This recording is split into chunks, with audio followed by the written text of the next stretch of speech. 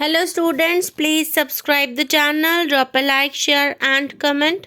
This is exercise number 1 and 2 of the Progressive Monthly Magazine, December 2022 on the speed of 100 words per minute. Start. Honorable members, it gives me immense pleasure to address the joint sitting of the two houses of Parliament. In the annals of our democracy, 2019 is an important milestone. We, the people of India, are celebrating the 150th birth anniversary of Mahatma Gandhi, the father of the nation, this year. 13th April this year will also mark 100 years of the tragic massacre at Jallianwala Bagh. On behalf of the entire nation, I bow to pay tribute to all those martyrs who sacrificed their lives for a bright future for us. This year, our country will also celebrate the 70th anniversary of the Constitution Day.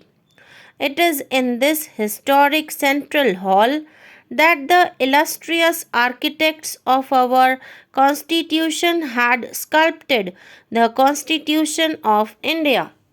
This year, we are also celebrating the 550th birth anniversary of Guru Nanak Dev Ji, who taught us to lead our lives with the spirit of service and goodwill. I am glad that our country is following the dreams of Gandhi ji to build an inclusive society based on ethics and principles. Our nation is moving ahead, guided by the ideals of social and economic justice as enshrined in the Constitution by Baba Sahib Dr. Bhim Ambedkar. The efforts of my government clearly reflect a belief in an egalitarian society as espoused by Dr. Ram Manohar Lohia, the torch bearer of public conscience against the politics of exploitation. Honorable members, prior to the 2014 general election, the country was passing through a phase of uncertainty. After the elections, my government assumed charge and vowed to build a new India.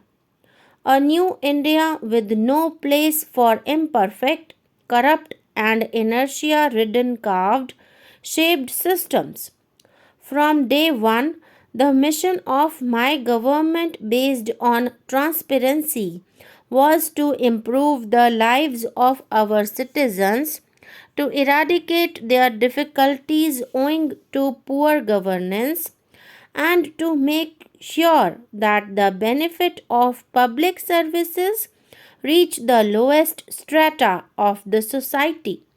The targets of my government were determined by countless and helpless faces, such as that poor mother who cooked in a smoke filled kitchen, that helpless sister who was compelled to postpone her own treatment due to financial worries despite serious illness, that daughter who had to wait the whole day until the cover of darkness for going to the toilet, that child who was compelled to wait for daylight to study with no electricity.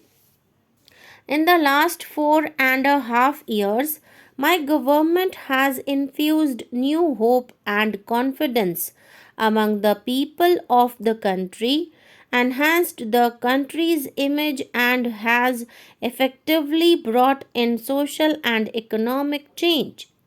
As a result, my government has been able to win immeasurable affection and trust of the people. The main goal of my government is to improve the life of every Indian.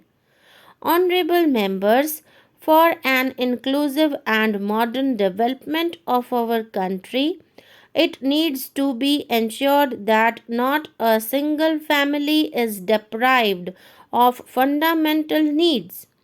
My government, which is sensitive to the needs of the common people and understands their pain, has prioritized provision of basic amenities, addressed health concerns of the people, and implemented the government schemes at an unprecedented pace after restructuring them. Lack of toilets had forced crores of Indians, especially our daughters and daughters in law, to lead an undignified and unhealthy life. Under the Swachh Bharat Abhiyan, more than 9 crore toilets have been constructed. It is the outcome of this mass movement that coverage of rural sanitation that was less than 40% in 2014 has increased to 98%. According to an assessment, because of the toilets built, numerous poor persons have been spared of various kind of diseases and more than 3 lakh lives have been saved. In the year of the 150th birth anniversary of Mahatma Gandhi, we must remember that we have resolved in his memory to achieve Swachh Bharat by 2nd October.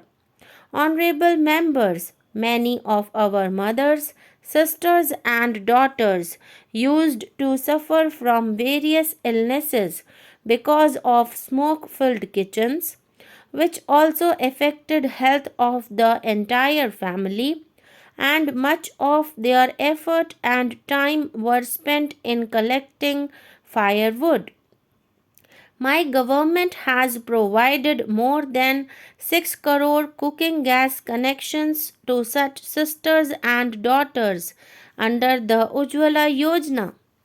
Even after decades of efforts, there were only 12 crore gas connections in the country in 2014. In a short period of last 4.5 years, 13 crore families have been provided gas connections. We are fully aware that the burden of expenditure on medical treatment further impoverishes the poor families. My government, which empathizes with this pain, has launched the Ayushman Bharat Yojana last year. Under the world's biggest healthcare scheme, Pradhan Mantri Jan Arogya Abhiyan, 50 crore poor are eligible for availing treatment up to rupees 5 lakh per year per family in case of a serious illness. In a short period of 4 months, more than 10 lakh poor have already availed free treatment from hospitals under this scheme, which is a remarkable achievement.